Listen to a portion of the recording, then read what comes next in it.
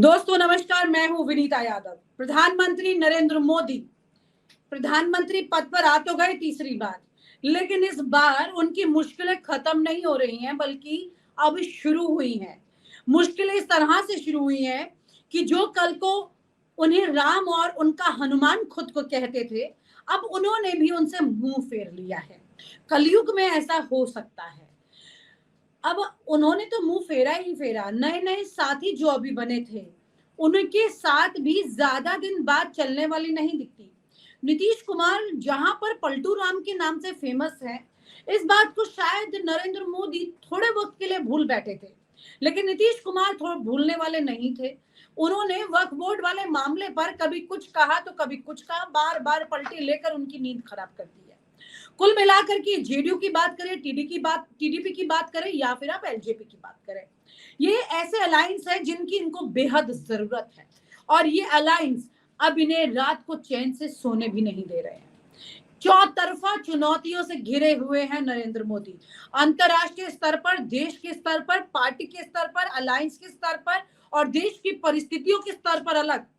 अब ऐसी परिस्थितियों में क्या आगे का रास्ता आसान है या फिर एनडीए कुनबा टूट जाएगा, इसकी चर्चा रोजाना सोशल मीडिया पर हो रही है। लेकिन आज राजीव खन्ना जी से आप इस बात को समझिएगा गहराई से, और ये जान जाइएगा कि ये कुनबा कितने दिन और चलना चाहिए या फिर चलेगा। बहुत बहुत शुक्रिया आपका सर हमारे साथ जुड़ने के लिए। Thank you Vinita. एक बड़ा इंटरेस्टिंग सवाल है, ये कुनबा चलना चाहिए क्या अभी? देखिए, ये कुनबा चलना चाहिए, इसकी दो तीन वजहें हैं। एक तो ठीक है, सबसे लार्जेस्ट पार्टी बीजेपी है और उसका पहला हक बनता है दावा करने का और सरकार चलाने का। वो हम लीगली बात करें, कॉन्स्टिट्यूशनली बात करें तो बिल्कुल सही है। दूसरी बात, ये माइनॉरिटी गवर्नमेंट है। बीजेपी के लिए मेरे हिसाब से ये कि बीजेपी के खुद के लिए ये बहुत अच्छा है कि माइनॉरिटी जो धर्म कह लीजिए या माइनॉरिटी गवर्नमेंट कह लीजिए, उसको चलाना सीखना, जो कि ये पार्टी भूल चुकी थी। आप देखिए, जब अटल बिहारी वाजपेयी जब प्राइम मिनिस्टर थे तो 26 पार्टियों का कुनबा, और उसमें सबसे माहिर थे जॉर्ज फर्नांडिस, जिन्होंने उस सबको मैनेज किया हुआ था। ऐसा नहीं है कि देखिए ऑपोजिशन मुद्दे उठाएगी, सवाल आएंगे, सवाल जाएंगे, वो तमाम चीजें होंगी, और फिर वो तमाम चीजें उस समय भी मैनेज हो रही थी। पर हुआ क्या कि ये जो मोदी साहब और अमित शाह साहब का जो एक जोड़ी आई, इन्होंने वो पूरा जो कह लीजिए ना, जो एक कोलिशन पॉलिटिक्स का जो एसेंस है उसको ही खत्म कर दिया। और उसकी वजह यह है कि इन्होंने आज तक कभी ऐसी स्थिति देखी ही नहीं थी। देखिए, जब गुजरात में थे तो भी एक वो एरोगेंस आ गई थी ओवर द इयर्स कि आप बिल्कुल बुलडोज करते थे विपक्ष को। विपक्ष था ही नहीं, विपक्ष सिर्फ मतलब वहां तो खैर हालत ऐसी थी कि विपक्ष आपको मीडिया में ज्यादा दिखता था और वैसे तो दिखता ही नहीं था। अब सेंटर में आए, वहां भी यही रवैया रहा और आपको एक ब्रूट मेजॉरिटी मिली। दोनों मतलब जो टर्म्स रही पिछली, जब आपको ब्रूट मेजॉरिटी मिली तो आपके तेवर तो वैसे ही रहे, बल्कि उससे बढ़ गए, मल्टीप्लाई हो गए, क्योंकि पहले आप स्टेट को डोमिनेट कर रहे थे, अब आप नेशनल सिनेरियो को डोमिनेट करने लग गए। और हम सब जानते हैं, आप देखिए कि पिछले दो टर्म्स में किस तरह से सदन चला या किस तरह से कानून पास हुए वहां पर, और उसका सबसे बड़ा एग्जाम्पल हमारे कृषि कानून है, जिस तरीके से वो पास किए गए वहां पर। तो वो बुलडोज होना और वो सब चीजें जो थी वो मतलब वैसे चलती चली गई।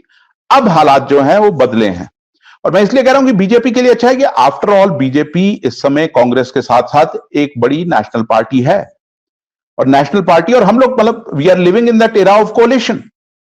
तो कोलिशन के जो काम धाम जो तरीके हैं उसको सीखना बहुत जरूरी है, उस पर अमल करना बहुत जरूरी है। क्योंकि आज आप कहेंगे एनडीए का कुनबा टूटता है तो मे भी कुछ नई पार्टीज आती हैं, अगर एनडीए नहीं भी रहती है, कोई सामने आती है, यूपी आती है सपोज, तो वो भी कोलिशन की गवर्नमेंट चलेगी। बात यह है कि आप चेक्स एंड बैलेंसेस के साथ कैसे सरकार को रन करते हैं।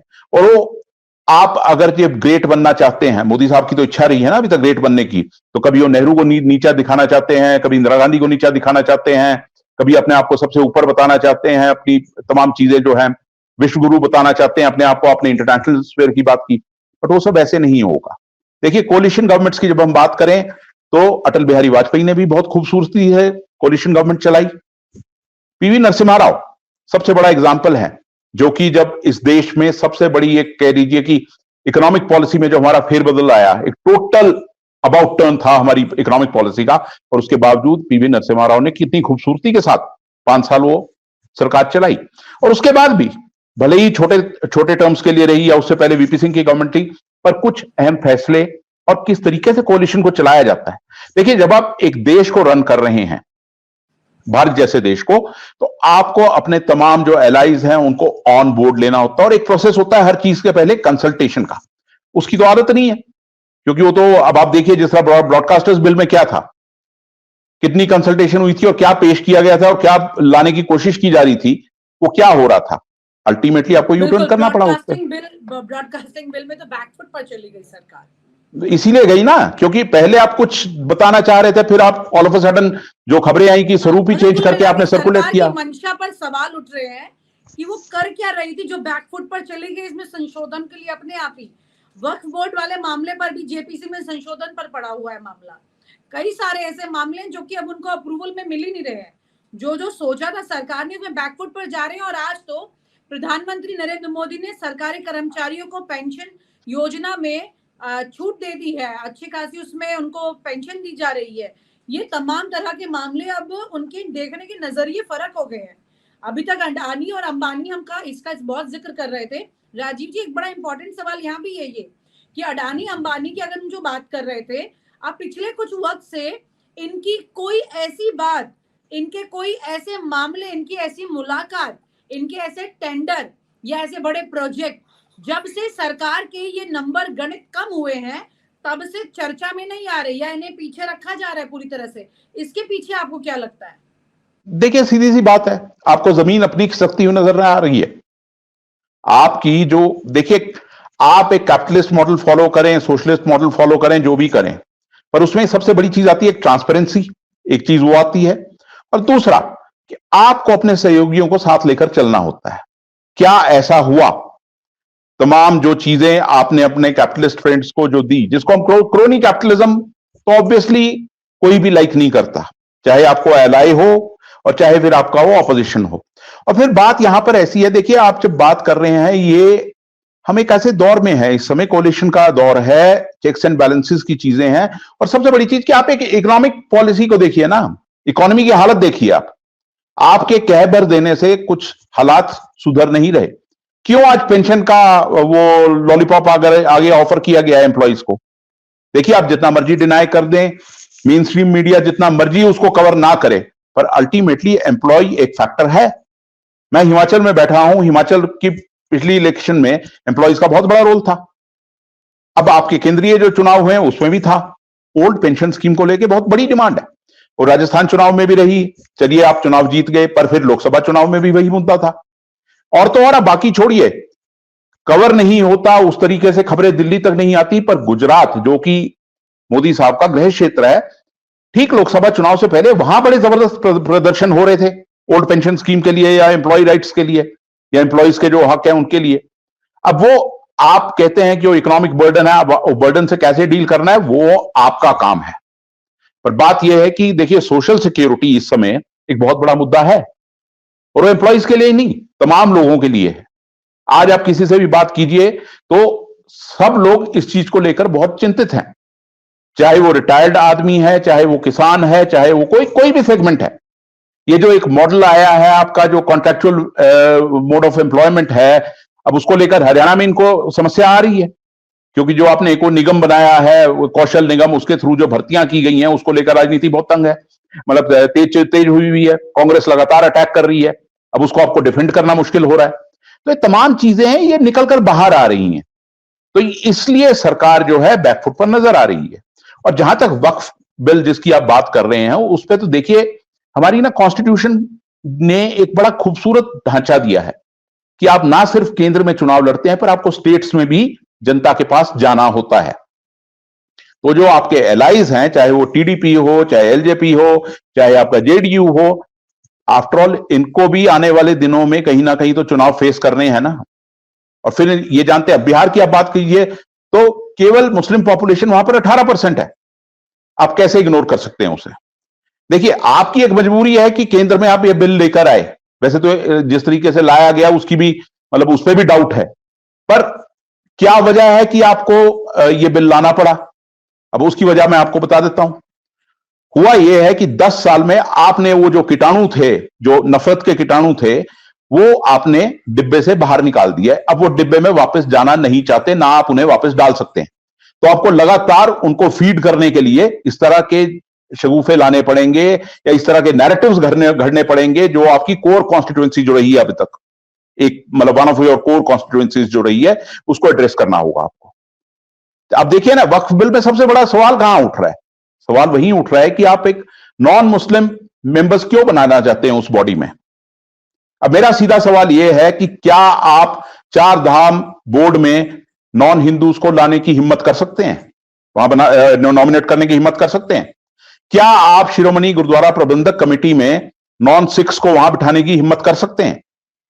पर आपको एक वो एंटी मुस्लिम कहीं ना कहीं वो नैरेटिव रखना है अपनी कोर कॉन्स्टिट्यूएंसी के लिए। कहीं ना कहीं आरएसएस के साथ भी पिसे हुए हैं और वहां से भी अब उनकी सांसें उखड़ने लगी है, ये कहा जा सकता है।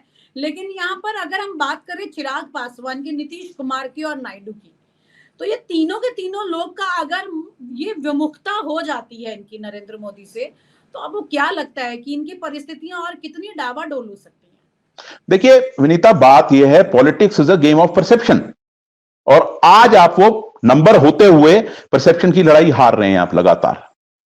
ये तीसरा बिल आपका गया है ऐसे, तो परसेप्शन की लड़ाई जो है वो आप हार रहे हैं। और देखिए, नीतीश भी जानते हैं, चिराग भी जानते हैं और चंद्रबाबू भी जानते हैं कि अल्टीमेटली आपको अपनी इलेक्टोरेट को भी फेस करना है जाकर। किस मुंह से फेस करेंगे आप? आपको भी तो लॉन्ग टर्म अपनी पॉलिटिक्स देखनी है ना। आप ये कह दीजिए कि चलिए नीतीश एक स्पेंट फोर्स हम मान भी रहे हैं इस समय, पर नीतीश स्पेंट फोर्स है, नीतीश की पार्टी के लोग तो स्पेंट फोर्स नहीं है। उनको तो अभी आने वाले कई दशकों तक अपनी राजनीति करनी है। तो तमाम चीजें हैं जो उस पर बिल्कुल गवर्न कर रही हैं इस चीज को, जो जिस तरीके से सरकार इस समय बिहेव कर रही है। और ये आप परसेप्शन की लड़ाई में आप पीछे जा रहे हैं। अब फिर वो चाहे इंटरनेशनली हो, नेशनली हो, या आरएसएस है आपने कहा, वो भी एक चीज है। क्यों?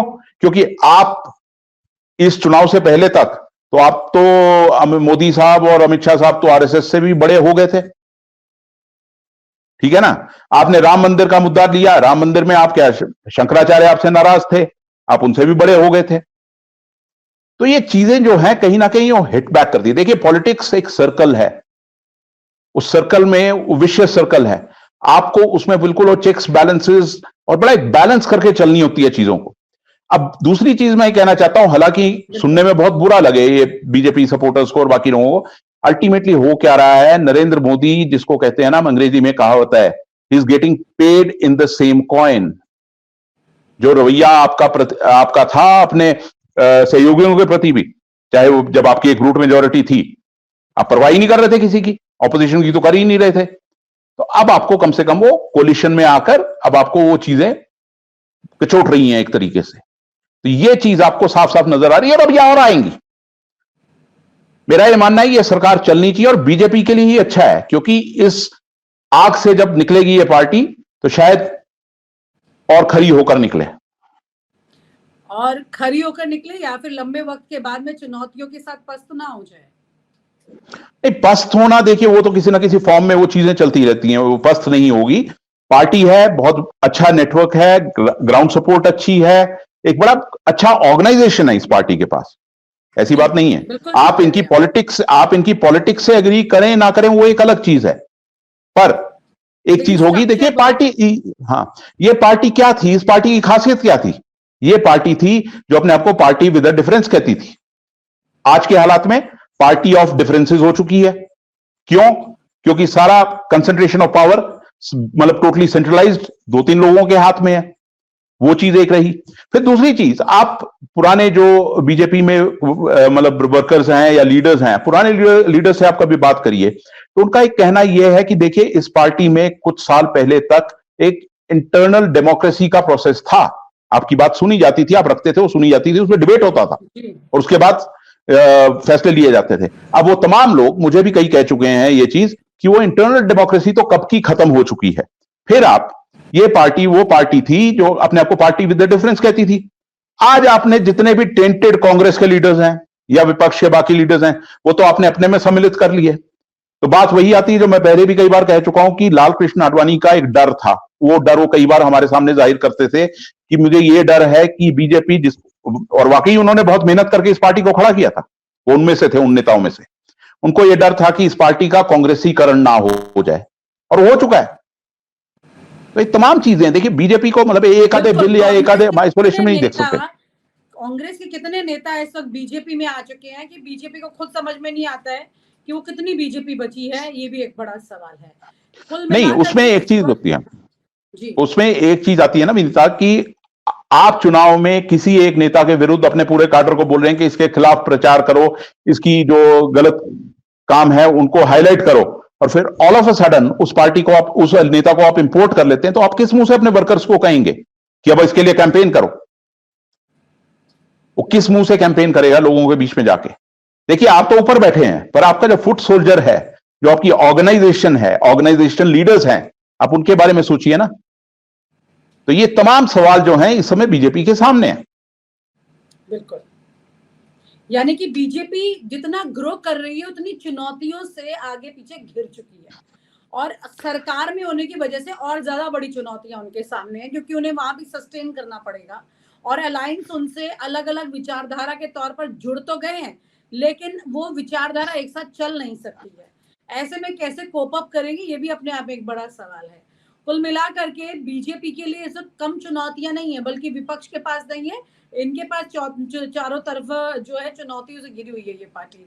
देखेंगे कि प्रधानमंत्री नरेंद्र मोदी अपने सबसे पहले तो इन तीनों अलायंस को किस तरह से साथ लेकर चल पाते हैं, जो कि बार बार उनसे भिदक रहे हैं, और उसके अलावा तमाम चुनौतियों का जिक्र आपने किया है, वो भी देखना दिलचस्प होगा।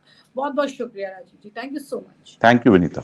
और आप हमसे जुड़े रहने के लिए सब्सक्राइब करें YouTube पर, फॉलो करें Twitter पर और लाइक करें Facebook पर। और ज्यादा जानकारी के लिए आपको टाइप करना होगा सिर्फ न्यूज़ नशा।